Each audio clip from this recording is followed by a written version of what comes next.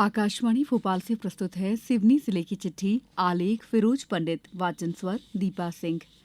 सिवनी जिले में इस बार बेहतर बारिश होने के चलते किसानों द्वारा बोई गई खरीफ फसल की पैदावार काफी अच्छी होने के आसार बन गए हैं। पिछले साल धान की बुआई 1,55,000 हेक्टेयर क्षेत्र में ही हो पाई थी। इस साल 1,58,000 हेक्टेयर क्षेत्र में धान की रुपाई हुई है। इसी तरह मक्का इस साल 1,40,000 हेक्टेयर में बोया गया है, जो पिछले साल की तुलना में 36,000 हेक्टेयर अधिक है। सिवनी जिले में किसानों की सुविधा और लंबित राजस्व प्रकरणों का समय सीमा में निराकरण सुनिश्चित करने के लिए 18 जुलाई से 31 अगस्त तक राजस्व महाअभियान संचालित किया जा रहा है। किसानों और आमजन की सहूलियत के लिए पटवारी और मैदानी अमला मुख्यालय पर कर दायित्वों का निर्वहन करेंगे। अभियान के अंतर्गत डिजिटल क्रॉप सर्वेक्षण भी किया जाएगा। सिवनी जिले में अध्यक्ष जिला विधिक सेवा प्राधिकरण सिवनी सतीश चंद्र राय के मार्गदर्शन में पिछले दिनों शासकीय उर्दू स्कूल सिवनी में विधिक जागरूकता कार्यक्रम का आयोजन किया गया। शिविर में प्रेमा साहू, जिला न्यायाधीश सिवनी द्वारा नालसा के अंतर्गत योजना आपदा पीड़ितों के लिए विधिक सेवाएं योजना और एसिड हमले से पीड़ितों के लिए विधिक सेवाएं योजना विषय पर विस्तृत जानकारी दी गई। शिविर में उपस्थित गार्गी शर्मा, न्यायिक मजिस्ट्रेट प्रथम श्रेणी सिवनी द्वारा निःशुल्क विधिक सहायता योजना, बाल अपराध और यौन उत्पीड़न के विषय पर जानकारी दी गई। जिले में भी प्रधानमंत्री नरेंद्र मोदी के आह्वान पर संचालित एक पेड़ मां के नाम अभियान के अंतर्गत वृक्षारोपण किया जा रहा है। अभियान के अंतर्गत विभिन्न शासकीय विभागों के अधिकारी, कर्मचारी और आमजन पौधरोपण के लिए सामने आ रहे हैं। अपनी मां के नाम से एक पौधा लगाकर इसकी सुरक्षा की जिम्मेदारी भी ले रहे हैं।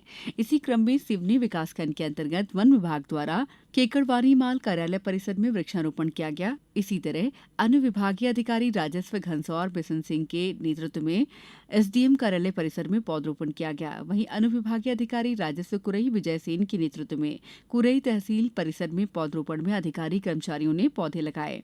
जन अभियान परिषद सिवनी, सामाजिक न्याय विभाग और जिला कोषालय तथा पेंशन कार्यालय सिवनी के अधिकारी कर्मचारियों द्वारा बीझावाड़ा में कार्यालय परिसर में पौधरोपण किया गया। सिवनी जिले में कलेक्टर और जिला दंडाधिकारी संस्कृति जैन ने 30 जून से 1 अक्टूबर तक जिले की सभी नदियों और स्वीकृत खदानों से खनिज रेत का उत्खनन प्रतिबंधित किए जाने के आदेश जारी किए हैं। प्रतिबंधित अवधि में खनिज रेत का उत्खनन करने पर संबंधितों पर नियमानुसार कार्रवाई की जाएगी। इस दौरान कड़ी निगरानी के निर्देश संबंधित विभागों के अधिकारियों को दिए गए। सिवनी में स्थित पेंच टाइगर रिजर्व से बीते एक दशक में इनमें से 4,000 से अधिक संख्या में चीतल अन्य क्षेत्र जैसे सतपुड़ा टाइगर रिजर्व, कुनू राष्ट्रीय उद्यान और वीरांगना दुर्गावती टाइगर रिजर्व में भेजे जा चुके हैं। उप संचालक पेंच टाइगर रिजर्व सिवनी ने बताया कि चीतलों के घनत्व की दृष्टि से पेंच टाइगर रिजर्व न केवल मध्य प्रदेश बल्कि भारत के अग्रणी टाइगर रिजर्व में से एक है।